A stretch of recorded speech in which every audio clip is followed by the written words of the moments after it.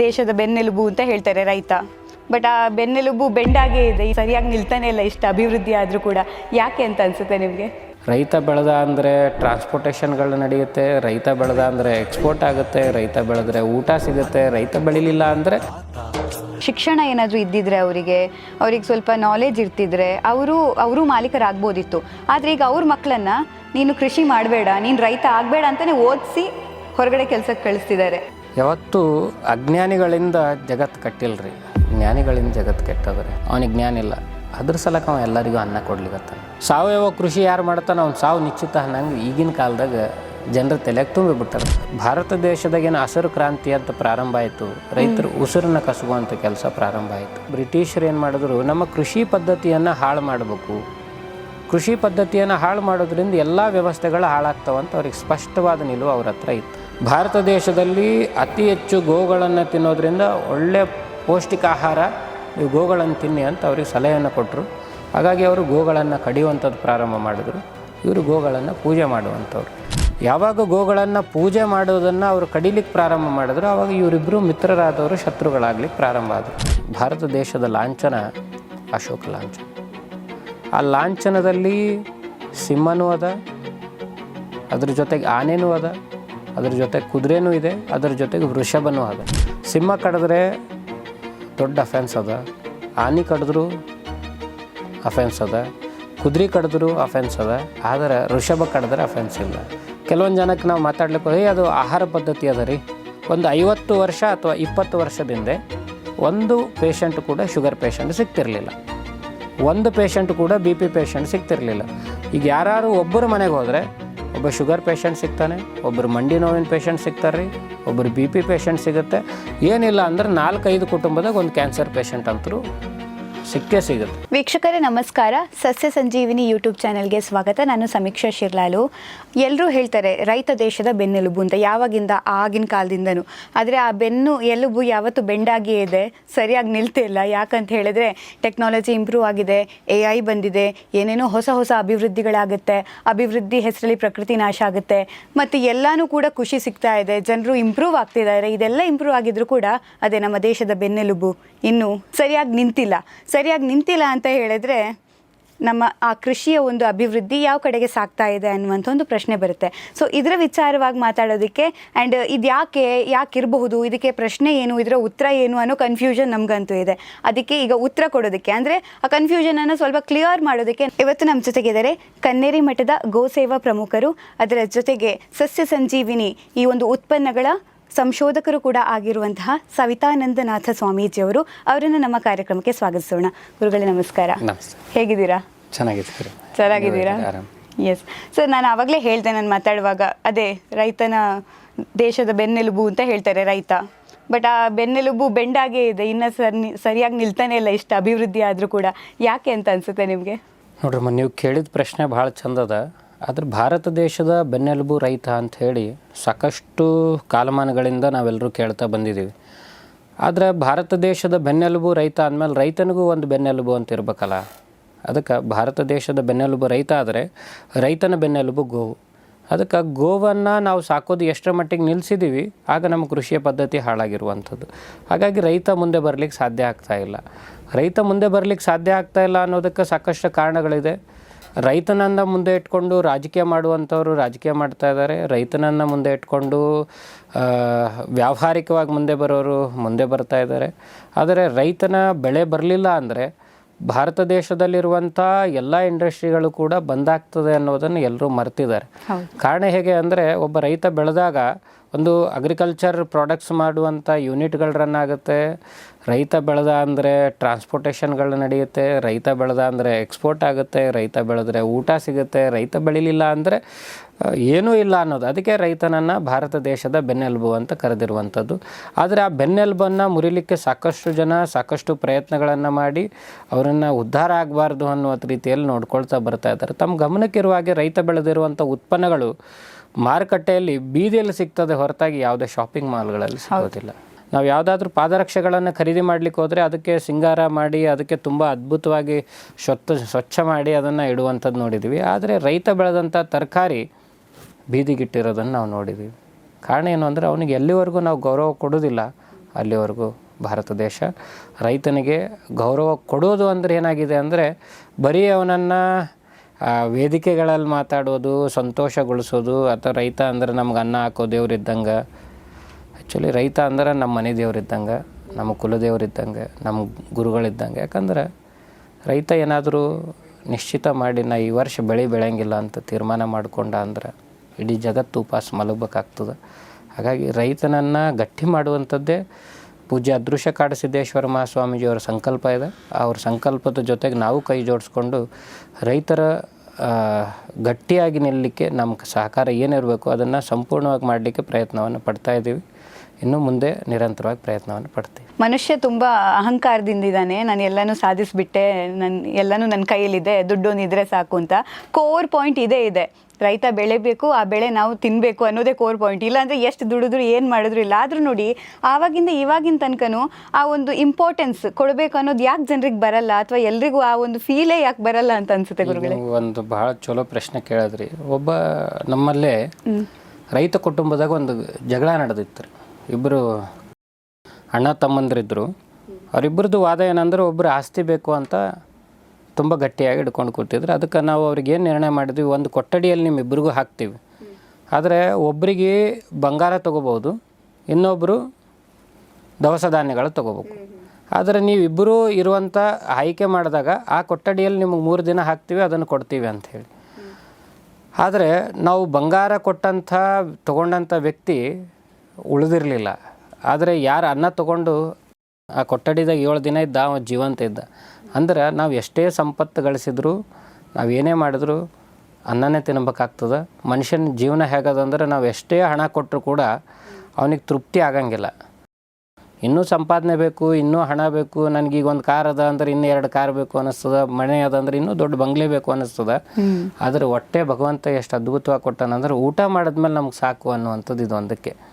ಅದಕ್ಕೆ ನಾವು ಅದ್ರ ಮೇಲೆ ಜಾಸ್ತಿ ಗಮನ ಹರಿಸ್ಬೇಕು ಅನ್ನೋದು ಭಾಳ ಅಗತ್ಯ. ನಿಜ, ಎಕ್ಸಾಂಪಲ್ ನಿಜ. ಯಾಕಂದರೆ ದುಡ್ಡನ್ನು ತಿನ್ನೋಕ್ಕಾಗತ್ತಾ? ಅನ್ನನೇ ತಿನ್ಬೇಕು ತಾನೆ, ಎಷ್ಟೇ ದುಡಿದ್ರು ಏನೇ ಮಾಡಿದ್ರು ಕೂಡ.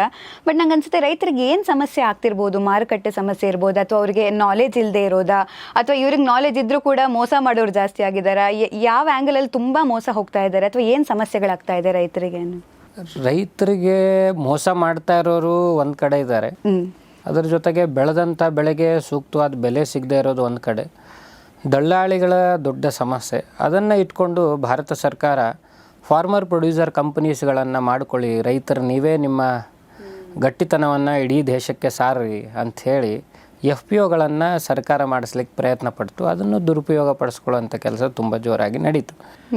ಅದನ್ನು ಮಾಡಿದಂಥ ಉದ್ದೇಶ ಏನು ಅಂದರೆ ರೈತ ಬೆಳೆದಿರುವಂಥ ಉತ್ಪನ್ನಗಳು ನೇರವಾಗಿ ಮಧ್ಯವರ್ತಿಗಳಿಗೆ ಸಿಗದೆ ನೇರವಾಗಿ ಬೆಲೆ ಸಿಗಲಿ ಅನ್ನುವಂಥ ದೃಷ್ಟಿಯಲ್ಲಿ ಮಾಡಿರುವಂಥದ್ದು.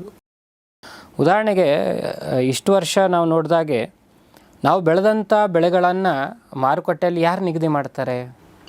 ಹೌದು, ಮಧ್ಯವರ್ತಿಗಳೇ ನಿಗದಿ ಮಾಡ್ತಾರೆ. ರೈತ ಯಾವತ್ತೂ ನಿಗದಿ ಮಾಡಲ್ಲ. ಯಾವಾಗ ರೈತ ಬೆಳೆಗಳ ಹಣವನ್ನು ನಿಗದಿ ಮಾಡ್ತಾನೆ ಆವಾಗ ಅವ ಮಾಲೀಕ ಆಗ್ತಾನೆ. ಅಲ್ಲಿವರೆಗೂ ಅವ ಮಾಲೀಕ ಆಗ್ಲಿಕ್ಕೆ ಸಾಧ್ಯ ಇಲ್ಲ. ಮತ್ತು ರೈತನನ್ನು ಮಾಲೀಕನಾಗಿ ನೋಡ್ಲಿಕ್ಕೆ ಯಾರಿಗೂ ಇಷ್ಟನೂ ಇಲ್ಲ. ಅವ್ರಿಗೆ ಇಷ್ಟ ಇಲ್ಲ ಅನ್ಸುತ್ತೆ. ಜನರಿಗೆ ಏನಂದ್ರೆ ಅವ ಯಾವಾಗ ಮಾಲಕ ಆಗ್ತಾನಂತ ಗೊತ್ತಾಯ್ತು ಅಂದ್ರೆ ಅವಾಗ ಇವನು ಶಾಣೆ ಆಗ್ತಾನೆ, ಇವನಿಂದ ಮುಂದೆ ಕಷ್ಟ ಆಗ್ತದೆ ಅನ್ನೋದು ಅವ್ರಿಗೆ ಗೊತ್ತದ. ಆದರೆ ರೈತ ಬಹಳ ಬುದ್ಧಿವಂತಾನ. ಅವನಿಗೆ ಎಷ್ಟರ ಬಗ್ಗೆ ಭಗವಂತ ಜ್ಞಾನ ಕೊಟ್ಟಾನಂದ್ರೆ ಯಾವ ನಕ್ಷತ್ರಕ್ಕೆ ಯಾವ ಮಳೆ ಬರ್ತದೆ, ಎಷ್ಟು ಮಳೆ ಬರ್ತದೆ, ಯಾವ ನಕ್ಷತ್ರಕ್ಕೆ ಯಾವ ಮಳೆಗೆ ಯಾವ ಬೆಳೆಯನ್ನು ಬಿತ್ತಬೇಕು ಅಂತ ಅವನಿಗೆ ಭಾಳ ಚಂದ ಗೊತ್ತದ. ಆದರೆ ಭಗವಂತ ಅವನಿಗೆ ಯಾಕೆ ದುರ್ಬುದ್ಧಿ ಕೊಡಲಿಲ್ಲ ಅಂದ್ರೆ ಮಾರ್ಕೆಟ್ ಅಂತ ಬಂದಾಗ ಪ್ರಶ್ನೆ, ಅವ ಇಷ್ಟಕ್ಕೆ ಮಾರಬೇಕು, ಇಷ್ಟೇ ಮಾರಿ ನಾ ಹಣ ಗಳಿಸ್ಬೇಕು ಅನ್ನೋಂಥ ಯೋಚನೆ ಅವನಿಗೆ ಯಾವತ್ತೂ ಇಲ್ಲ. ಮತ್ತು ನೋಡ್ರಿ ಈ ವರ್ಷ ಮಳೆ ಆಗ್ತಾ ಇಲ್ಲ, ಆದರೂ ಕೂಡ ಅವ ಬಿತ್ತೋದು ಬಿಟ್ಟಿಲ್ಲ, ಅವನ ಕಾಯಕ ಬಿಟ್ಟಿಲ್ಲ. ಕಾರಣ ಏನು ಅಂದ್ರೆ ಅವನದು ಕೆಲಸ ಏನಂದ್ರೆ ನಾನು ವೃತ್ತಿನ ಮಾಡೋದು, ಅದು ಲಾಭ ಆಗ್ತದೋ ನಷ್ಟ ಆಗ್ತದೋ ಅದು ನನ್ನ ಕೆಲಸ ಅಲ್ಲ. ನನಗೆ ಮುಖ್ಯತಃ ನನಗೆ ಬೇಕಾಗಿರೋದು ನಾನು ಬೆಳೆದಂಥ ಅನ್ನವನ್ನು ಜನರಿಗೆ ಕೊಡಬೇಕಾಗಿರೋದು ನನ್ನ ಕರ್ತವ್ಯ, ಅದು ನನ್ನ ವೃತ್ತಿ ಅಂತ ಹೇಳಿ ರೈತ ಒಬ್ಬನೇ ಯಾವುದೇ ತೊಂದರೆಗಳಾದರೂ ಅತಿವೃಷ್ಟಿ ಆಗಲಿ ಅನಾವೃಷ್ಟಿ ಆಗಲಿ ಅವ ಬೆಳೆಯೋದು ಯಾವತ್ತೂ ನಿಲ್ಲಿಸೋದಿಲ್ಲ. ಭೂತಾಯಿ ನನ್ನನ್ನು ಕಾಪಾಡ್ತಾಳೆ ಅಂಥೇಳಿ ಗಟ್ಟಿಯಾಗಿ ಕೆಲಸ ಮಾಡುವಂಥ ಕೆಲಸ ಮಾಡ್ತಾಯಿದ್ದಾರೆ. ಆದರೆ ನೀವು ಹೇಳ್ದಾಗ ಮಾರ್ಕೆಟಿಂಗ್ ಅಂತ ಬಂದಾಗ ಈಗ ಉದಾಹರಣೆಗೆ ಜೋಳ ಬೆಳೆದಾಗ 3,000 ರೂಪಾಯಿ ಕ್ವಿಂಟಲ್ ಇತ್ತು ಅಂದರೆ 2,500 ರೂಪಾಯಿ ಕೇಳಿದಾಗೂ ಅವ ನಿರಾಳವಾಗಿ ಕೊಟ್ಬಿಡ್ತಾನೆ. ಕೊಟ್ಬಿಡ್ತಾರೆ. ಯಾಕೆ ನಿರಾಳವಾಗಿ ಕೊಡ್ತಾನೆ ಅಂದ್ರೆ ಅವನು ಬೆಳೆದಂಥ ಬೆಳೆ ಬೆಳಿಬೇಕಾದ್ರೆ ಗೊಬ್ಬರ ತರ್ಲಿಕ್ಕೆ ಸಾಲ ತೊಗೊಂಡಿರ್ತಾನೆ, ಅದ್ರ ಬಿತ್ತೋ ಟೈಮ್ನಾಗ ಕಾಳು ಏನು ತಂದಿರ್ತಾನೆ, ಬಿತ್ತನೆ ಕಾಳು ಅದಕ್ಕೆ ಸಾಲ ತಂದಿರ್ತಾನೆ.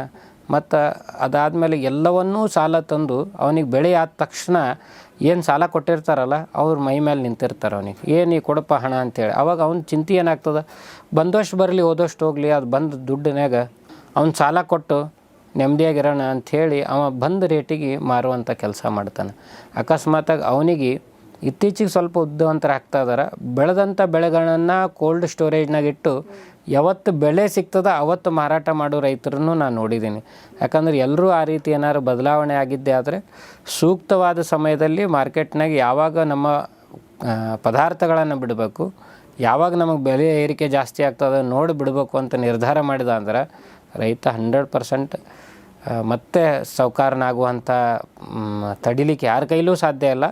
ಹಾಗಾಗಿ ಸ್ವಲ್ಪ ಸಮಯ ಬೇಕು. ಮತ್ತು ಇತ್ತೀಚಿನ ದಿನಗಳಲ್ಲಿ ಏನಾಗಿದೆ ಅಂದರೆ ರೈತರಿಗೆ ಮಾರ್ಕೆಟಿಂಗ್ ಹೇಗೆ ಮಾಡಬೇಕು, ನಮ್ಮ ಉತ್ಪನ್ನಗಳನ್ನು ಹೇಗೆ ಬೆಳಿಬೇಕು ಅನ್ನೋದನ್ನು ಕೂಡ ಹೇಳಿಕೊಡುವಂಥ ಮತ್ತೆ ಕೆಲಸ ಆಗಬೇಕಾಗಿರುವಂಥದ್ದು ಬಹಳ ಅಗತ್ಯ.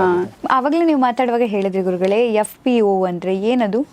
FPO ಅಂದರೆ ಭಾರತ ದೇಶದಲ್ಲಿ ರೈತನೇ ಮಾಲೀಕನಾಗಲಿ ಅಂಥೇಳಿ ಒಂದು ಸರ್ಕಾರ ಒಂದು ಯೋಜನೆಯನ್ನು ತೊಗೊಂಡು ಬಂತು. ಅಂದರೆ ಒಂದು 10 ಜನ ರೈತರು ಸೇರಿಕೊಂಡು ಒಂದು ಕಂಪ್ನಿಯನ್ನು ರಚನೆ ಮಾಡಿಕೊಂಡು ಅಲ್ಲಿರುವಂಥ ರೈತರೆಲ್ಲರನ್ನೂ ಅದಕ್ಕೆ ಜೋಡಿಸ್ಕೊಂಡು ಅವರು ಬೆಳೆದಂಥ ಬೆಳೆಗಳನ್ನು ಮೌಲ್ಯವರ್ಧನೆ ಮಾಡಿ ಮಾರಾಟ ಮಾಡುವಂಥದ್ದು ಮಾಡಿದ್ರೆ ರೈತರು ಉದ್ಧಾರ ಆಗ್ತಾರೆ.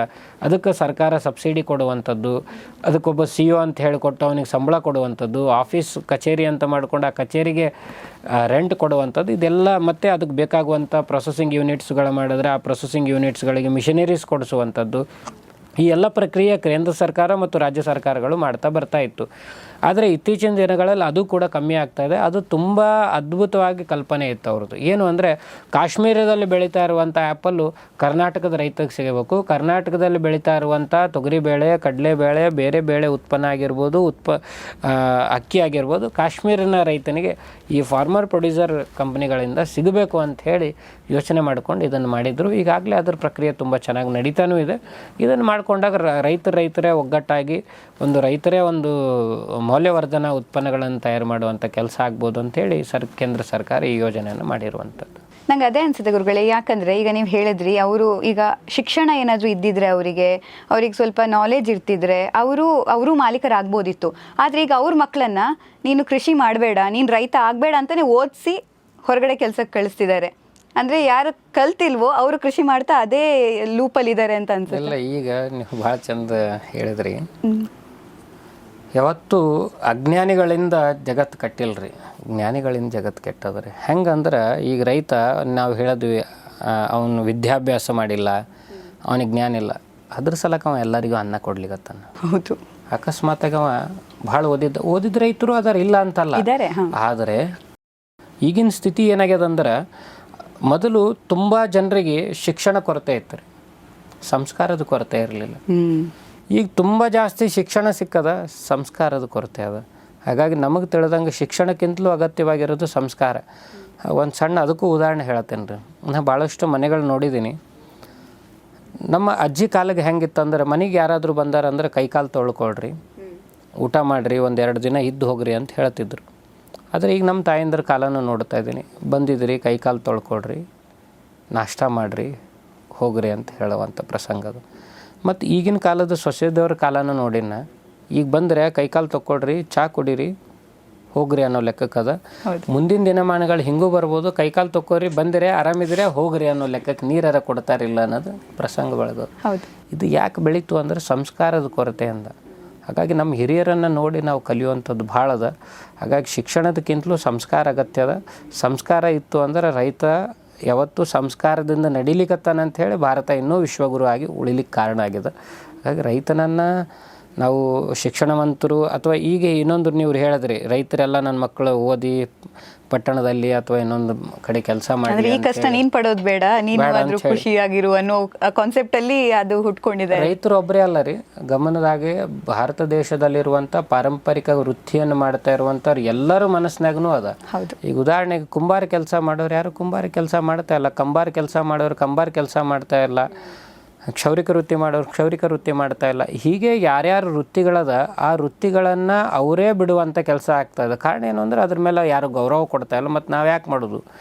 ರೈತ ಅಂದರೆ ಇವ ಏನು ಲೆಕ್ಕಕ್ಕೆ ಇಲ್ಲ, ಇವನು ತೊಗೊಂಡು ಏನು ಮಾಡೋದು ಅನ್ನೋದೇನು ಜನರು ನೋಡುವಂಥ ದೃಷ್ಟಿ ಅದ. ಅದರ ಸಲಕವ ನಾ ಇದನ್ನು ಮಾಡ್ಯಾರೆ ಏನು ಮಾಡೋದು, ನನ್ನ ಮಗನಿಗಾರ ಒಳ್ಳೆ ಬೆಲೆ ಕೊಡಲಿ, ಒಳ್ಳೆಯ ಅಧಿಕಾರಿಯಾಗಿದ್ದರೆ ಎಲ್ಲರೂ ನಮಸ್ಕಾರ ಮಾಡ್ತಾರೆ, ಅವನಿಗೆ ಗೌರವ ಕೊಡ್ತಾರೆ ಅನ್ನುವಂಥ ಯೋಚನೆ ಬರುವಂಥದ್ದು ಸರ್ವೇ ಸಾಮಾನ್ಯ ಎಲ್ರಿಗೂ ಬಂದೇ ಬರ್ತದೆ. ಆದರೆ ಮುಂದೊಂದು ದಿನ ರೈತರದೇ ಕಾಲದ, ರೈತರಿಗೆ ಗೌರವ ಕೊಡ್ತಾರೆ. ಯಾಕಂದ್ರೆ ಅನ್ನ ಬೆಳೆಯೋದು ಇವನ ಹತ್ರನೇ, ಇವು ಇಲ್ಲ ಅಂದ್ರೆ ಏನೂ ಇಲ್ಲ ಅನ್ನೋದು ಮುಂದೊಂದು ದಿನ ಗೊತ್ತಾಗೇ ಆಗ್ತದೆ. ಗೊತ್ತಾಗುವವರೆಗೂ ಸ್ವಲ್ಪ ಸಮಯ ಬೇಕಾಗ್ತದೆ. ಬಟ್ ಈಗ ನೋಡಿ, ಕೃಷಿ ಬೇರೆ ಬೇರೆ ವಿಧಾನದಲ್ಲಿ ಮಾಡ್ತಾರೆ. ಆದರೆ ಸಾವಯವ ಕೃಷಿಯ ಒಂದು ಟ್ರೆಂಡ್ ಅದೀಗ ಟ್ರೆಂಡ್ ಆಗಿದೆಯಾ ಅಥವಾ ಅದು ಫ್ಯೂಚರಲ್ಲಿ ಫುಲ್ ಟ್ರೆಂಡ್ ಆಗಿ ಅದೇ ಬರುತ್ತಾ, ಸಾವಯವ ಕೃಷಿನೇ ಬರುತ್ತಾ? ಇದು ಭಾಳ ಚಂದ ಹೇಳಿದ್ರಿ.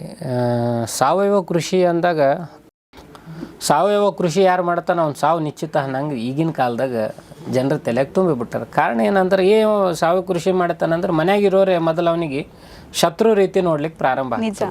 ಯಾಕಂದ್ರೆ ಇವು ಸಾವಯವ ಕೃಷಿ ಮಾಡಿದ್ನಂದ್ರೆ ನಮ್ಮ ಮನೆ ಪೂರ್ಣ ನಾಶ ಆಗ್ತದೆ, ಬೆಳೆಯಂಗಿಲ್ಲ, ಭಾಳ ಕಷ್ಟ ಆಗ್ತದೆ ಅಂತ ಭಾಳಷ್ಟು ಜನ ಮಕ್ಕಳಿಗೆ ಬೈಯುವಂಥದ್ದು ಅದ.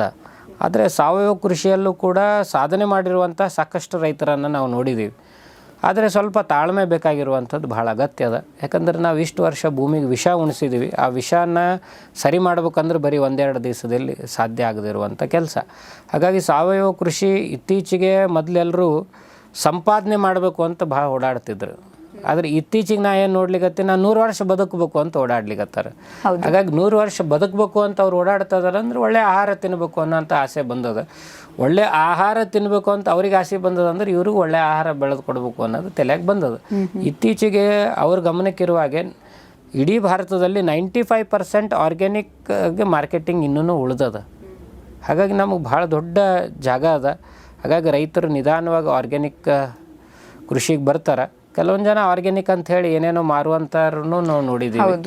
ಹೆಸರು ಆರ್ಗ್ಯಾನಿಕ್ ಇರ್ತದೆ, ಉಳ್ಕಿದ್ದು ಇನ್ನೇನೇನೋ ಇರ್ತಾವೆ. ಹಾಗಾಗಿ ಒಳ್ಳೆ ಆರ್ಗ್ಯಾನಿಕ್ನಲ್ಲಿ ಕೆಲಸ ಮಾಡುವಂಥವ್ರು ಮತ್ತು ಜನರಿಗೆ ನಾವು ವಿಷ ಕೊಡದೆ ಅಮೃತ ಕೊಡಬೇಕು ಅನ್ನುವಂಥ ರೈತರು ಇನ್ನೂ ಅದಾರೆ.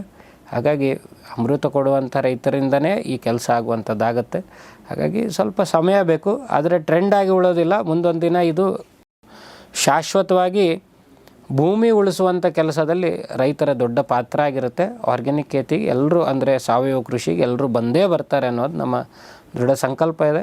ಯಾಕಂದರೆ ಇತ್ತೀಚೆಗೆ ಮೊದಲಕ್ಕಿಂತಲೂ ಯಥೇಚ್ಛವಾಗಿ ಒಬ್ಬರೊಬ್ಬರು ನೋಡಿ ಸಾವಯವ ಕೃಷಿಗೆ ಬರುವಂಥ ಪ್ರಕ್ರಿಯೆ ನಡೀತಾ ಇದೆ. ಬಟ್ ನೀವು ಹೇಳಿದ್ರಿ ಭೂಮಿಯನ್ನು ಉಳಿಸುವಂಥ ಪ್ರಾಸೆಸ್ ಇನ್ನು ಸ್ಟಾರ್ಟ್ ಆಗುತ್ತೆ ಅಂತ. ಬಟ್ ಈಗ ಕೃಷಿ ಮಾಡುವ ಅನೇಕರಿಗೆ ಭೂಮಿ ಹಾಳಾಗ್ತಿದೆ, ಭೂಮಿಯ ಫಲವತ್ತತೆಯನ್ನು ನಾನು ನಾಶ ಮಾಡ್ತೀನಿ ಅನ್ನೋದು ತಲೆಯಲ್ಲಿ ಇರಲ್ಲ ಅಂತ ನನಗನ್ಸುತ್ತೆ. ಅವ್ರಿಗೆ ಇಷ್ಟೇ ಇರುತ್ತೆ, ನಾನು ಬೆಳೆ ಬೆಳಿಬೇಕು, ಅದಕ್ಕೆ ಒಳ್ಳೆ ರೇಟ್ ಸಿಗಬೇಕು, ಚೆನ್ನಾಗಿ ಬೆಳೆ ಆಗಬೇಕು ಅಂತ. ಅದಕ್ಕೆ ಎಷ್ಟು ಕೆಮಿಕಲ್ ಹಾಕೋಕ್ಕಾಗುತ್ತೆ ಅಷ್ಟು ಹಾಕಿ ಅದನ್ನು ನಿಲ್ಲಿಸುವಂಥ ಪ್ರಯತ್ನ ಮಾಡ್ತಾರೆ. ಭೂಮಿಯ ಯೋಚನೆನೂ ಇರುತ್ತಾ ಅವರಿಗೆ ಅಂತ? ಆ್ಯಕ್ಚುಲಿ ಮೊದಲಿನ ರೈತರಿಗೆ ಬಹಳ ದೊಡ್ಡ ಸಂಕಲ್ಪ ಇತ್ತು. ಭೂತಾಯಿಗೆ ದೇವರಂತೂ ಪೂಜೆ ಮಾಡ್ತಿದ್ರು. ಕಾರಣ ಏನಂದ್ರೆ ಆಕೆ ಇಲ್ಲ ಅಂದ್ರೆ ನಮ್ಮ ಜೀವನ ನಡೆಯಂಗಿಲ್ಲ ಅಂಥೇಳಿ ಸ್ಪಷ್ಟವಾಗಿ ಗೊತ್ತಿರುವಂಥದ್ದು. ಆದರೆ ಭಾರತ ದೇಶದಾಗೇನು ಹಸಿರು ಕ್ರಾಂತಿ ಅಂತ ಪ್ರಾರಂಭ ಆಯಿತು, ರೈತರು ಉಸಿರನ್ನು ಕಸುವಂಥ ಕೆಲಸ ಪ್ರಾರಂಭ ಆಯಿತು. ಆವಾಗ ಹಸಿರು ಕ್ರಾಂತಿ ಅಂದಾಗ ನಮ್ಮ ಭಾರತ ದೇಶದಲ್ಲಿರುವಂಥ ಬ್ರಿಟಿಷರು ಏನು ಮಾಡಿದ್ರು, ನಮ್ಮ ಕೃಷಿ ಪದ್ಧತಿಯನ್ನು ಹಾಳು ಮಾಡಬೇಕು, ಕೃಷಿ ಪದ್ಧತಿಯನ್ನು ಹಾಳು ಮಾಡೋದ್ರಿಂದ ಎಲ್ಲ ವ್ಯವಸ್ಥೆಗಳು ಹಾಳಾಗ್ತಾವಂತ ಅವ್ರಿಗೆ ಸ್ಪಷ್ಟವಾದ ನಿಲುವು ಅವ್ರ ಹತ್ರ ಇತ್ತು. ಕಾರಣ ಏನು ಅಂದರೆ ಕೃಷಿ ಹೇಗೆ ಮಾಡ್ತಾರೆ ಇವರು, ಗೋ ಆಧಾರಿತ ಕೃಷಿ ಇತ್ತು. ಅಂದರೆ ಗೋಗಳನ್ನು ಬಳಸ್ಕೊಂಡು ಗೋಮೂತ್ರವನ್ನು ಬಳಸ್ಕೊಂಡು ಇವರು ಕೃಷಿಯನ್ನು ಮಾಡ್ತಾಯಿದ್ರು. ಹಾಗಾಗಿ ಕೃಷಿ ಪದ್ಧತಿಯನ್ನು ಹಾಳು ಮಾಡಬೇಕು ಅಂಥೇಳಿ ಅದನ್ನು ವ್ಯವಸ್ಥಿತವಾಗಿ ಹಾಳು ಮಾಡುವಂಥ ಕೆಲಸವನ್ನು ಪ್ರಾರಂಭ ಮಾಡಿದ್ರು. ಹೇಗೆ?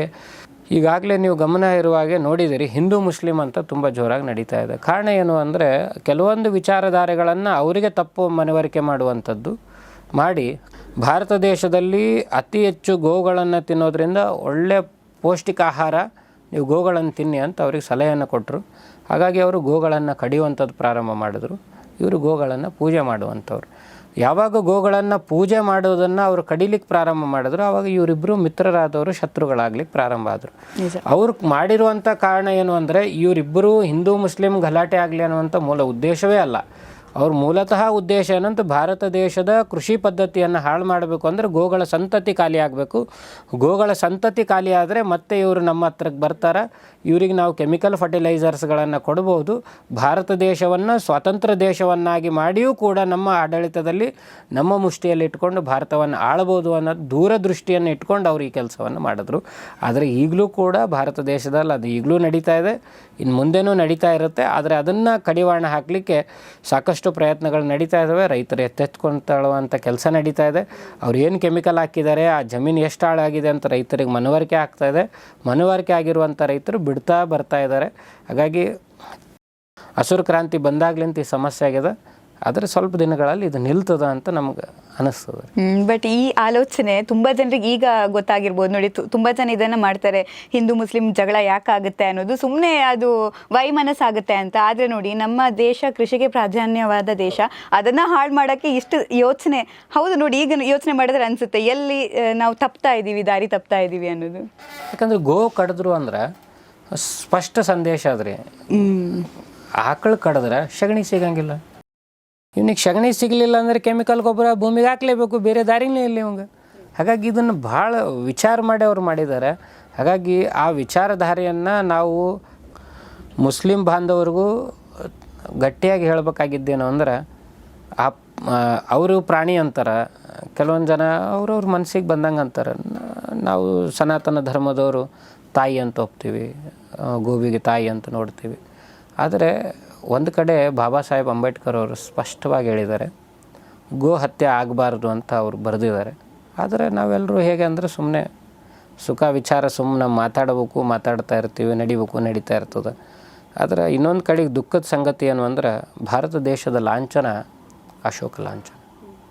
ಆ ಲಾಂಛನದಲ್ಲಿ ಸಿಂಹನೂ ಅದ, ಅದ್ರ ಜೊತೆಗೆ ಆನೆನೂ ಅದ, ಅದ್ರ ಜೊತೆಗೆ ಕುದುರೆನೂ ಇದೆ, ಅದ್ರ ಜೊತೆಗೆ ವೃಷಭನೂ ಅದ. ಆದರೆ ನಾವು ಎಷ್ಟರ ಮಟ್ಟಿಗೆ ಅದನ್ನು ಪಾಲಿಸ್ತಾ ಇದ್ದೀವಿ, ಸರ್ಕಾರಗಳು ಪಾಲಿಸ್ತಾ ಇದೆ ಅನ್ನೋದು ದೊಡ್ಡ ಯಕ್ಷ ಪ್ರಶ್ನೆ ಅದ. ಸಿಂಹ ಕಡಿದ್ರೆ ದೊಡ್ಡ ಅಫೆನ್ಸ್ ಅದ, ಆನೆ ಕಡಿದ್ರು ಅಫೆನ್ಸ್ ಅದ, ಕುದುರೆ ಕಡಿದ್ರು ಅಫೆನ್ಸ್ ಅದ. ಆದರೆ ವೃಷಭ ಕಡಿದ್ರೆ ಅಫೆನ್ಸ್ ಇಲ್ಲ. ಇದು ಯಾರು ಹೇಳಿದ ನ್ಯಾಯ ಅದ? ಕೆಲವೊಂದು ಜನಕ್ಕೆ ನಾವು ಮಾತಾಡ್ಲಿಕ್ಕೆ ಅದು ಆಹಾರ ಪದ್ಧತಿ ಅದ ರೀ, ನೀವ್ಯಾರು ಕೇಳೋರು, ನೀವು ಯಾಕೆ ಪ್ರಶ್ನೆ ಮಾಡ್ತೀರಿ? ನಾ ಹೇಳ್ತಾ ಇರೋದು, ನಿಮ್ಮ ಆಹಾರ ಪದ್ಧತಿ ಇದೆಯೋ ಅಥವಾ ಆಹಾರ ಪದ್ಧತಿಯಾಗಿ ಬೇರೆಯವ್ರು ನಿಮ್ಮನ್ನು ಮಾಡಿಕೊಟ್ರೋ ಅಥವಾ ಏನು ಮಾಡಿದ್ರು ಅನ್ನೋದು ಒಂದು ಸರಿ ನೀವು ನೋಡಿದ್ರೆ, ಭಾರತ ದೇಶದ ಅರ್ಥವ್ಯವಸ್ಥೆ ಹಾಳು ಮಾಡಲಿಕ್ಕೆ ಇದನ್ನು ಷಡ್ಯಂತರವಾಗಿ ನಮಗೆ ಮಾಡಿಕೊಟ್ಟದ. ದಯಮಾಡಿ ಯಾವುದೇ ಪ್ರಾಣಿಗಳು ವಧೆ ಮಾಡಿದ್ರು ಕೂಡ ತಪ್ಪು ಅನ್ನುವೊಂದು ಸನಾತನ ಧರ್ಮದಲ್ಲದ. ಕೃಷಿಗೆ ಪೂರ್ವಕವಾಗಿ ಎಲ್ಲ ಪ್ರಾಣಿಗಳ ಅಗತ್ಯ ಬಹಳ ಪ್ರಮುಖವಾಗಿದೆ. ಅದರ ಜೊತೆಗೆ ಗೋವನ್ನು ನಾವು ಪ್ರಾಣಿ ಅನ್ನಲಿಕ್ಕೆ ಮನಸ್ಸು ಬರೋದಿಲ್ಲ, ಗೋವನ್ನು ತಾಯಿ ಅಂತಲೇ ಅನ್ಬೇಕಾಗ್ತದೆ. ಯಾಕಂದರೆ ಅಮೃತ ಕೊಟ್ಟವ್ರಿಗೆ ತಾಯಿ ಅಂತಲೇ ಕರಿಬೇಕಾಗ್ತದೆ. ಅದಕ್ಕೆ ಗೋ ಆಧಾರಿತ ಕೃಷಿ ಮಾಡಿದ್ರೆ ಮಾತ್ರ ಭಾಳ ಅನುಕೂಲ ಆಗ್ತದೆ. ಈಗ ಎಲ್ಲರೂ ಮಾಡ್ಲಿಕ್ಕೆ ಪ್ರಾರಂಭನೂ ಮಾಡಿದ್ದಾರೆ. ಈಗ ನನ್ನದೊಂದು 2 ಎಕರೆ ಜಾಗ ಇದೆ, ನನಗೆ ಚೆನ್ನಾಗಿ ಬೆಳೆ ಬೆಳಿಬೇಕು ಅಂತ ಇದೆ. ನಾನು ರಾಸಾಯನಿಕ ಬಳಸಿ ಬೆಳೆಯನ್ನು ಬೆಳಿತೀನಿ, ನಂಗೆ ಅದ್ರ ನಾಲೆಜು ಇರೋದಿಲ್ಲ, ಅದರಿಂದ ಏನು ಸಮಸ್ಯೆ ಆಗುತ್ತೆ ಅಂತ. ರಾಸಾಯನಿಕ ಬಳಕೆ ಮಾಡಿದರೆ ರೈತನಿಗೆ ಏನು ಸಮಸ್ಯೆ ಆಗುತ್ತೆ, ಜೊತೆಗೆ ಗ್ರಾಹಕರಿಗೆ ಏನು ಕೆಟ್ಟ ಪರಿಣಾಮ ಬೀಳುತ್ತೆ? ಈಗ ತಾನೇ ನೀವು ಹೇಳ್ದಂಗೆ, ಈಗ ನನಗೆ ಇತ್ತೀಚೆಗೆ ಏನಾಗಿದೆ ಅಂದ್ರೆ, ಇಂಜಿನಿಯರಿಂಗ್ ಓದಿದಂಥ ವಿದ್ಯಾರ್ಥಿಗಳೆಲ್ಲ ಜಾಬ್ ಸಿಗಂಗಿಲ್ಲ ಅಂಥೇಳಿ ಕೃಷಿಗೆ ಮರಳುವುದನ್ನು ನಾವು ಬಹಳ ಜನ ನೋಡಿದ್ದೀವಿ. ಅದ್ರ ಜೊತೆಗೆ ಬೇರೆ ಬೇರೆ ಕೃಷಿಗಳನ್ನು ಹೈನುಗಾರಿಕೆ ಮಾಡೋದನ್ನು ನೋಡಿದ್ದೀವಿ. ಡೈರಿ ಫಾರ್ಮ್ ಮಾಡ್ತಾ ಇದ್ದಾರೆ, ಕುರಿ ಫಾರ್ಮ್ ಮಾಡ್ತಾ ಇದ್ದಾರೆ, ಬೇರೆ ಬೇರೆ ಎಲ್ಲ ಮಾಡ್ತಾ ಇದ್ದಾರೆ. ಹಾಗಾಗಿ ಕೆಲವೊಂದು ಸರಿ ಏನಾಗ್ತದೆ ಅಂದರೆ, ರೈತರು ನಾವು ಅಮೃತ ಕೊಡೋರು ಅನ್ನೋದನ್ನು ಮರೆತಾರ ಅಂತ ಅನ್ನಿಸ್ತದೆ. ಹೌದು. ಯಾಕಂದ್ರೆ ಮರ್ತಾರ ಅನ್ನೋದು ಕಾರಣ ಏನಂದ್ರೆ, ಅವ್ರಿಗೆ ಬೇರೆ ಬೇರೆ ಕಂಪ್ನಿಗಳು ಹೇಳಿರೋದ್ರಿಂದ ಅವ್ರು ಆಗ್ತಾ ಇದ್ದಾರೆ.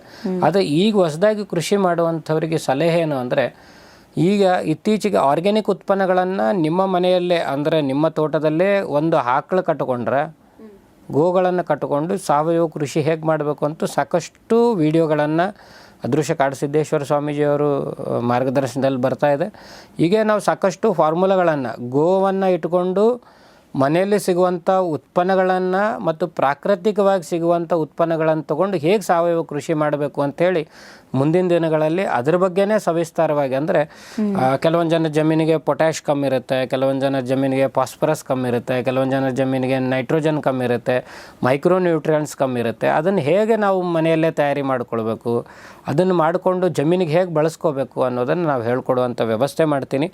ಆದರೆ ತಮ್ಮ ಗಮನಕ್ಕೆ ನೀವು ಪ್ರಶ್ನೆ ಕೇಳಿದ ಪ್ರಕಾರ ಜಮೀನಿಗೆ ಹಾಕುವ ರಾಸಾಯನಿಕ ಗೊಬ್ಬರಗಳಿಂದ ಗ್ರಾಹಕರಿಗೆ ಎಷ್ಟು ಸಮಸ್ಯೆ ಅಂತ. ಈಗ ನೀವು ಒಂದು ಮನೆಗೆ ಹೋದ್ರೆ ಒಂದು 50 ವರ್ಷ ಅಥವಾ 20 ವರ್ಷದಿಂದ ಒಂದು ಪೇಷಂಟ್ ಕೂಡ ಶುಗರ್ ಪೇಷಂಟ್ ಸಿಗ್ತಿರಲಿಲ್ಲ, ಒಂದು ಪೇಷಂಟ್ ಕೂಡ BP ಪೇಷಂಟ್ ಸಿಗ್ತಿರಲಿಲ್ಲ. ಈಗ ಯಾರು ಒಬ್ಬರು ಮನೆಗೆ ಹೋದರೆ ಒಬ್ಬ ಶುಗರ್ ಪೇಷಂಟ್ ಸಿಗ್ತಾನೆ, ಒಬ್ಬರು ಮಂಡಿ ನೋವಿನ ಪೇಷಂಟ್ ಸಿಗ್ತಾರೆ ರೀ, ಒಬ್ಬರು BP ಪೇಷಂಟ್ ಸಿಗುತ್ತೆ, ಏನಿಲ್ಲ ಅಂದ್ರೆ 4-5 ಕುಟುಂಬದಾಗ ಒಂದು ಕ್ಯಾನ್ಸರ್ ಪೇಷಂಟ್ ಅಂತರೂ ಸಿಕ್ಕೇ ಸಿಗುತ್ತೆ. ಅದಕ್ಕೆ ರಾಜಸ್ಥಾನದಾಗ ತಮ್ಮ ಗಮನಕ್ಕೆ ಇದೆಯೋ ಗೊತ್ತಿಲ್ವಾ, ಮುಂಬೈ ಮತ್ತು ದಿಲ್ಲಿಗೆ ಕ್ಯಾನ್ಸರ್ ಟ್ರೈನ್ ಅಂತ ಒಂದು ಟ್ರೈನ್ ಹೋಗ್ತದೆ. ಬಿಕನೇರ್ ಅನ್ನುವಂಥ ಜಿಲ್ಲೆಯಲ್ಲಿ ಅತಿ ಹೆಚ್ಚು ಕ್ಯಾನ್ಸರ್ಗೆ ಒಳಪಟ್ಟಂಥ ಜನರು ಅಲ್ಲಿದ್ದಾರೆ. ಆ ಟ್ರೈನಲ್ಲಿ ಎಲ್ಲರೂ ಕ್ಯಾನ್ಸರ್ ಪೇಷಂಟ್ಸೇ ಬರ್ತಾರೆ. ಆದರೆ ಮುಂದಿನ ದಿನಗಳಲ್ಲಿ ಕರ್ನಾಟಕ ಆಗೋದು ಏನು ಭಾಳ ದೂರದ ಮಾತಿಲ್ಲ. ಗೋಕಾಕ್ ಆಗಿರ್ಬೋದು, ಸಿಂಧನೂರು ಆಗಿರ್ಬೋದು, ಗಂಗಾವತಿ ಆಗಿರ್ಬೋದು, ಕೆಲವೊಂದು ಪ್ರಾಂತಗಳಲ್ಲಿ 18, 15, 16 ಸಾವಿರಕ್ಕೂ ಅಧಿಕ ಜನ ಕ್ಯಾನ್ಸರ್ ಪೇಷಂಟ್ಸ್ಗಳಿರುವಂಥದ್ದನ್ನು ನಾವು ನೋಡಿದ್ದೀವಿ. ಈಚಲ್ ಕಾರಂಜಿ ಅಂತ ಹೇಳಿ ಮಹಾರಾಷ್ಟ್ರದಾಗ ಒಂದು ಊರದ, ಆ ಊರಲ್ಲೂ ಕೂಡ ಸಾಕಷ್ಟು ಜನ ಕ್ಯಾನ್ಸರ್ಗೆ ಬಳಲ್ತಾ ಇರೋದು ನೋಡ್ತಾ ಇದ್ದೀವಿ. ಇದಕ್ಕೆ ಮೂಲ ಕಾರಣ ಏನಂದ್ರೆ ನಾವು ರಾಸಾಯನಿಕ ಆಹಾರವನ್ನು ಸೇವಿಸಿರುವ ಕಾರಣ. ಹೆಂಗಂದ್ರೆ ಭಗವಂತ ನಮ್ಮ ಮೇಲೆ ಭಾಳ ದೊಡ್ಡ ಕೃಪಾ ಮಾಡ್ಯಾನ, ಗುರು ನಮ್ಮ ಮೇಲೆ ಭಾಳ ದೊಡ್ಡ ಕೃಪಾ ಮಾಡ್ಯಾನ. ಯಾಕಂದ್ರೆ ಒಂದು ವರ್ಷಕ್ಕೆ ನಾವು 32 kg ವಿಷ ತಿಂದರೂ ನಾವು ಬದುಕಿದ್ದೀವಿ ಅಂದ್ರೆ ಅದು ಭಗವಂತನ ಕೃಪಾ ಅದ ಮತ್ತು ಗುರುವಿನ ಅನುಗ್ರಹ ಅದ ಅಂತ ನಾವು ತಿಳ್ಕೊಬೇಕು. ಯಾಕಂದರೆ ಈ ಕೃಷಿ ಪದ್ಧತಿದಾಗ ನೀವು ಇನ್ನೊಂದು ದೊಡ್ಡ ಸಮಸ್ಯೆ ಏನು ಅಂದ್ರೆ ಕಲಬೆರಕೆ ಹಾಲು. ಹೌದು, ಭಾಳಷ್ಟು ಜನ ಹಾಲನ್ನು ಉತ್ಪಾದನೆ ಮಾಡಿ ಕೊಡುವಂಥ ಕೆಲಸ ಮಾಡ್ತಾ ಇದ್ದಾರೆ. ಜರ್ಸಿ ಆಕಳ ಅಂತ ಬರ್ತದೆ ರೀ, ಆ ಜರ್ಸಿ ಹಸುವಿನ ಹಾಲು ಕುಡಿಯೋದ್ರಿಂದ ಕ್ಯಾನ್ಸರ್ ಬರುತ್ತೆ, ಈಗಿನ ಪೀಳಿಗೆಗೆ ಮಕ್ಕಳಾಗಲ್ಲ ಅನ್ನುವಂಥ ರಿಸರ್ಚನ್ನು ಕೂಡ ಡೆನ್ಮಾರ್ಕ್ ಮಾಡಿದೆ. ಈ ರೀತಿ ಒಂದೇ ಒಂದು ಹಾಲಿನ ಉತ್ಪನ್ನ ಸೇವನೆ ಮಾಡೋದ್ರಿಂದ ಇಷ್ಟೆಲ್ಲ ಸಮಸ್ಯೆ ಬರ್ತಾವೆ ಅನ್ನೋದನ್ನು ಗೊತ್ತಾಗಿದೆ.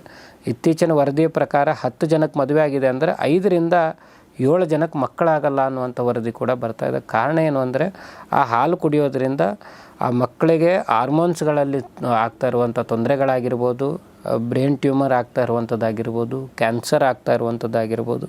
ಈ ರೀತಿ ಜರ್ಸಿ ಹಸುವಿನ ಹಾಲು ಕುಡಿಯೋದ್ರಿಂದ, HFನ ಹಾಲು ಕುಡಿಯೋದ್ರಿಂದ ಈ ಸಮಸ್ಯೆಗಳು ಬರ್ತಾಯಿದೆ.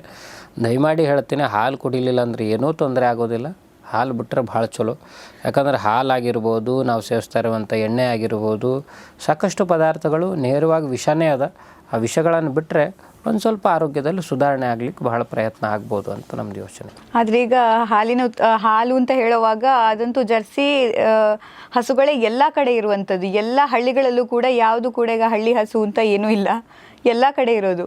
ಅಷ್ಟು ಕೆಟ್ಟದಿದೆಯಾ ಹಾಗಿದ್ರೆ? ಇಲ್ಲ, ಅದನ್ನು ನೀವು ವಿಚಾರ ಮಾಡಿರಿ. ದೇಸಿ ಹಸುವಿನ ಯಾವುದೇ ಪ್ರಾಣಿಗಳನ್ನ ಬಗ್ಗೆ ನಾವು ಕೆಟ್ಟದಾಗ ಮಾತಾಡಬಾರ್ದು. ಯಾಕಂದ್ರೆ ಅದು ನಾವು ಮನುಷ್ಯರು ಮಾಡಿರುವಂಥ ಒಂದು ಪ್ರಾಣಿ, ಮನುಷ್ಯರು ಸೃಷ್ಟಿ ಮಾಡಿದಂಥ ಒಂದು ಪ್ರಾಣಿ. ಅದು ಭಗವಂತನ ಸೃಷ್ಟಿಯ ಪ್ರಾಣಿ ಅಲ್ಲ. ಅದು ಏನಾಗುತ್ತೆ, ಡೆನ್ಮಾರ್ಕ್ನ ರಿಸರ್ಚ್ನಾಗ ಈ ದೇಸಿ ತಳಿಗಳನ್ನು ಮತ್ತು ಅವರಲ್ಲಿರುವಂಥ ಹಸುಗಳನ್ನು ಕ್ರಾಸ್ ಬ್ರೀಡ್ ಮಾಡಿ, ಅಂದರೆ ಹಂದಿಯ ಜೀನ್ಸನ್ನು ತೊಗೊಂಡು ಮತ್ತು ಹಸುವಿನ ಜೀನ್ಸ್ ತೊಗೊಂಡು ಹುಟ್ಟಿಸಿದಂಥ ತಳಿನೇ ಜರ್ಸಿ ರೀ.